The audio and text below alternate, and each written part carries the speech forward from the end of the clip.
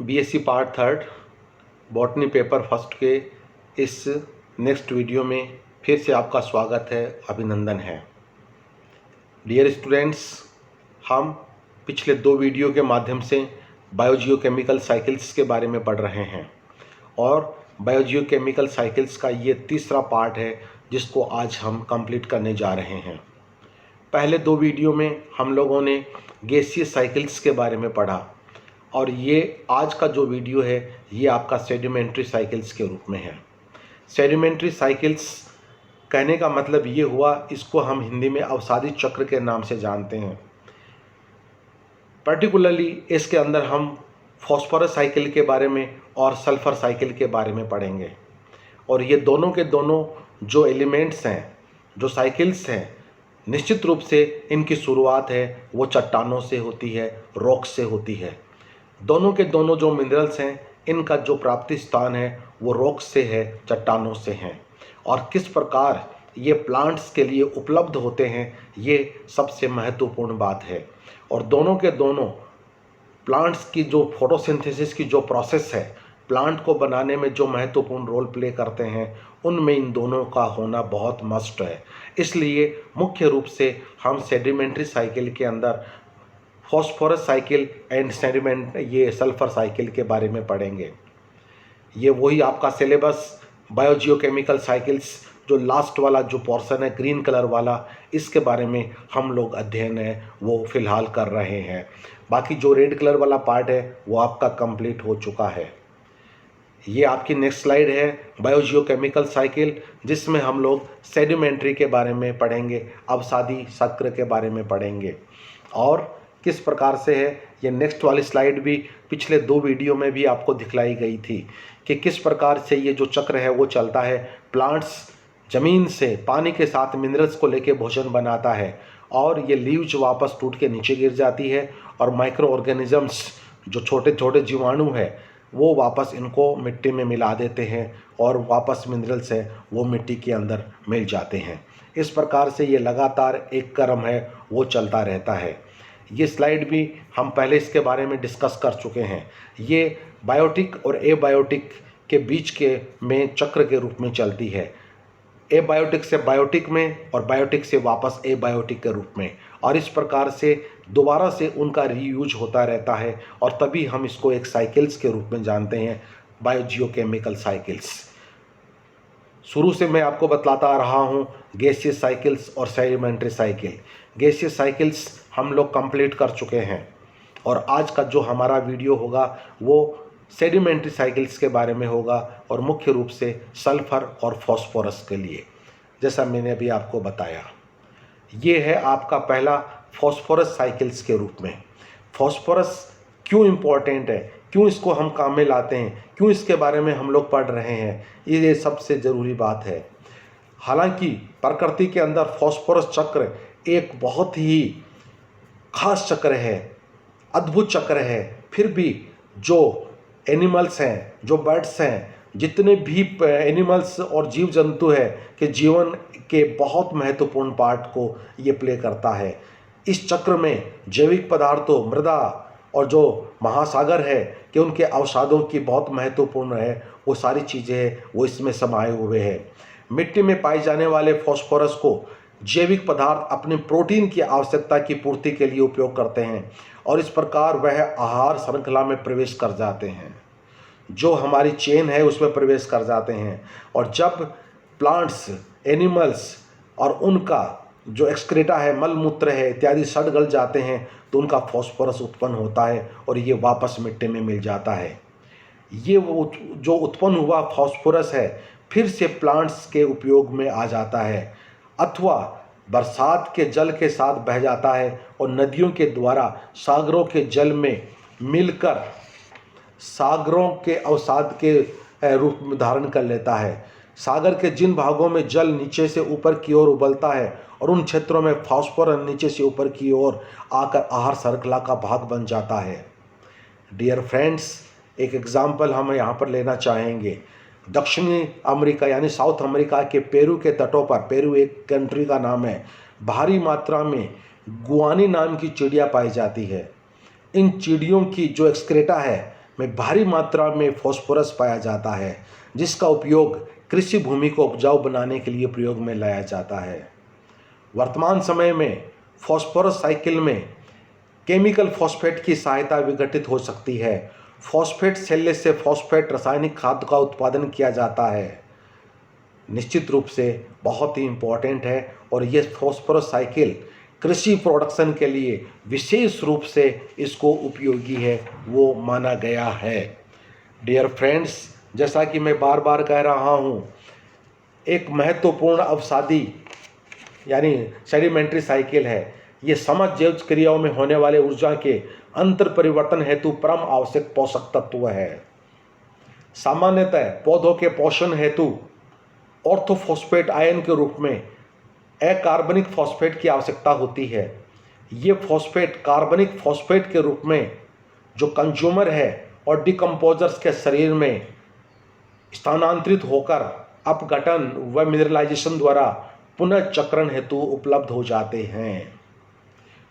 Dear friends, phosphorus का स्रोत पृथ्वी की चट्टानें, शेल व अन्य, जैसा कि मैंने कहा, रॉक्स व ऐसे निक्षेप जो विभिन्न भूगर्भिक काल में बने हुए होते हैं, ये इनका सोर्स के बारे में। और एक साइकिल्स को अगर हम देखें तो बहुत ही विस्तृत रूप से और एक बहुत ही अच्छे डायग्राम के माध्यम से आपको ये साइकिल है वो बतलाई गई है कि किस प्रकार से फॉस्फोरस आता है और किस प्रकार से फॉस्फोरस वापस मिट्टी में मिल जाता है। एक रेखीय डायग्राम आपके सामने है। फॉस्फेट रोग से शुरुआत हुई है, इरोजन से फॉस्फेट मिट्टी में आता है। मिट्टी में आने के पश्चात ये प्लांट और एनिमल में किस प्रकार से लिया जाता है और बैक्टीरिया के द्वारा वापस डिकम्पोज करके फॉस्फेट मिट्टी में मिल जाता है। और दूसरी तरफ दिखाया गया है कि फूड चेन में पर्टिकुलरली मेराइन के अंदर किस प्रकार से ये चीज़ है वो ये प्रोसेस है वो लगातार है वो चलता रहता है। डियर फ्रेंड्स, प्लांट्स और एनिमल्स फॉस्फोरस को मिट्टी से प्राप्त करते हैं, जैसा कि मैंने आपसे कहा। और जो फॉस्फेट की जो रॉक्स है वो इसका मेन सोर्स होती है, लेकिन मिट्टी से प्लांट्स के द्वारा लेना और प्लांट्स के द्वारा एनिमल्स के द्वारा लेना और दोनों का ही डेथ और डिके होकर वापस मिट्टी में मिलना, यही एक चक्र है वो लगातार इस चीज़ को चलाती रहती है। और डियर फ्रेंड्स, फॉस्फेट का होना, जैसे कि मैंने आपसे कहा कि जो आनुवांशिक पदार्थ है जैसे डीएनए और आरएनए, उसकी जो मेन स्ट्रक्चर है उसका ये मेन पार्ट है, इसलिए फॉस्फेट है वो बहुत ही इम्पोर्टेंट रोल है वो हमारे लिए है। डियर फ्रेंड्स, जिस प्रकार से फॉस्फेट साइकिल थी, फॉस्फोरस साइकिल थी, उसी तरह से सल्फ़र साइकिल है और ये भी बायोजियोकेमिकल साइकिल का एक बहुत महत्वपूर्ण पार्ट है। और सल्फ़र भी हमें रॉक्स से प्राप्त होती है, वाटर बॉडीज से होती है, लिविंग सिस्टम में है। और सल्फ़र है वो एटमॉस्फेयर में रिलीज होता है वह अपने रॉक्स की वेदरिंग से, और वह सल्फेट में कन्वर्ट हो जाता है। यह साइकिल जो ओशियंस से चलता है, सल्फर को बैक्टीरिया द्वारा डीमिथाइल सल्फाइड में परिवर्तित किया जाता है, जो अंततः सल्फर डाइऑक्साइड या सल्फर डाइऑक्साइड या सल्फर ऑक्साइड या सल्फर डाइऑक्साइड बन जाता है। ज्वालामुखी भी एक विशाल मात्रा में एक हाइड्रोजन सल्फाइड जारी करते हैं जो सल्फर डाइऑक्साइड बन जाता है। सल्फर गैसों का उत्पादन करके कारखानों और उद्योग वायुमंडल में भी योगदान देते हैं। सल्फ्यूरिक एसिड और सल्फेट के रूप में इन गैसों को वर्षा के माध्यम से पर्यावरण में वापस लौटा दिया जाता है। जीवित जीव इस सल्फ्यूरिक वर्षा जल को आत्मसात करते हैं और इसे समेटते हैं। जीव मर जाते हैं, उनका शरीर विघटित हो जाता है और फिर ज़मीन या पानी में मिला दिया जाता है। कहने का मतलब ये हुआ कि एक चक्र है, चलना है। और देखिए वही बात है वो यहाँ पर बतलाई गई है, किस प्रकार प्लांट्स लेते हैं, किस प्रकार उनका डिकम्पोजिशन होता है। प्लांट्स को एनिमल खाते हैं, उनका डिकम्पोजिशन होता है, वापस वो इनऑर्गेनिक सल्फर में आ जाता है, H2S रिलीज करता है और वापस किस प्रकार से ये एटमॉस्फेयर में भी पहुंच जाता है और एसिड रेन के माध्यम से वापस मिट्टी में आ जाता है। इस प्रकार से लगातार एक साइकिल के रूप में ये हमारे सामने है, चलता रहता है। डियर फ्रेंड्स, जो सल्फर है वायुमंडल में गैसीय अवस्था में H2S और SO2 के रूप में, और ज़मीन और जीवित प्राणियों के शरीर में सल्फेट और सल्फाइड और कार्बनिक सल्फर के रूप में मिलती है। वातावरण में इसकी बहुत कम मात्रा पाई जाती है, लेकिन मृदा में इसकी आरक्षित अनुपात मिलता है। गंधक चक्र यानी सल्फर साइकिल जल, वायु तथा मिट्टी तीनों को जोड़ता है। प्लांट्स को सल्फर मिट्टी से सल्फेट के रूप में प्राप्त होती है। फॉसिल्स फ्यूल के जलने से या वोल्केनो की एक्टिविटी से SO2 H2S गैसें निकलकर वायुमंडल में आ जाती है। कुछ जीव गंधक के लिए यानी सल्फर के लिए SO2 या H2S का प्रयोग कर लेते हैं। उदाहरण एग्जाम्पल है, लाइकेंस का एग्जाम्पल है, वो हम लोग इसके अंदर सामान्यतः लेते हैं। अधिकांश जीव सल्फर का उपयोग इनऑर्गेनिक सल्फेट के रूप में करते हैं। केवल कुछ माइक्रो ऑर्गेनिज्म जीव जैसे जीवाणुओं को कार्बनिक गंधक, अमीनो अम्ल जैसे सिस्टीन की आवश्यकता होती है। डियर फ्रेंड्स, पादप व जंतुओं के डैन होने पर उनमें संग्रहित तत्व अपघटन व खनिजीकरण की क्रिया के फलस्वरूप पुनः मिट्टी में पौधों के लिए उपलब्ध हो जाते हैं। जैसा कि हम जानते हैं, सल्फर 3 एमिनो अम्ल सिस्टीन, सिस्टाइन, मिथियोनाइन का आवश्यक अवयवीय पार्ट है। इस अपघटन कार्य में फंगस व बैक्टीरिया विशेष योगदान करते हैं। इस क्रिया में वायु की अनुपस्थिति में एसेरिकिया व प्रोटियस तथा वायु की उपस्थिति में एस्परजिलस न्यूरोस्पोरा कवक विशेषकर सहायक होती है। मिनरलाइजेशन की इस प्रोसेस के कारण कार्बनिक सल्फर सल्फेट के रूप में परिवर्तित हो जाता है, परंतु वायु की अब्सेंस पर सल्फाइड विशेषतः H2S बनाते हैं। कंटिन्यूएशन में चलने वाली एक प्रक्रिया है और उस प्रक्रिया को हमें विशेष रूप से ध्यान में रखना पड़ेगा। सामान्यतः पादप मुख्य रूप से सल्फेटों का उपयोग करते हैं, सल्फेट्स का, जो अपचयित होकर प्रोटीन निर्माण में सहायता करते हैं। किंतु ऑक्सीजन की कमी में कई जीवाणुओं जैसे वाइब्रोस्तूरी, डिसल्फोवाइब्रो, एरोबैक्टर आदि द्वारा सल्फेट का अपचयन किया जाता है। वास्तव में इन जीवाणुओं द्वारा सल्फेटों का उपयोग कार्बनिक पदार्थों के ऑक्सीकरण में किया जाता है। डियर फ्रेंड्स, अब तक हम लोगों ने जो बायोजियोकेमिकल साइकिल्स का पढ़ा है, आखिर इनका महत्व क्या है, क्यों हमने इनका अध्ययन किया।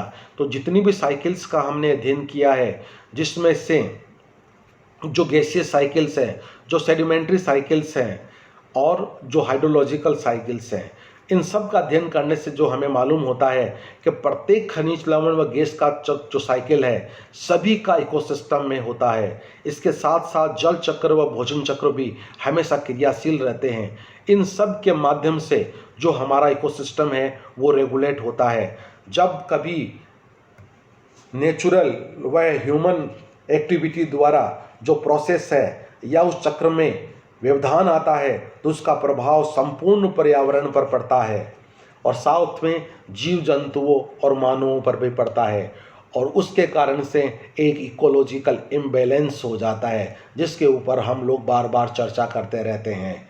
इसके पीछे इन जैव भू रासायनिक चक्रीकरण प्रक्रिया में विभिन्न कारणों के पड़ने वाले प्रभाव हैं, जिसकी के कारण से जो नुकसान हो रहा है वो मानव सभ्यता को सहन करना पड़ता है।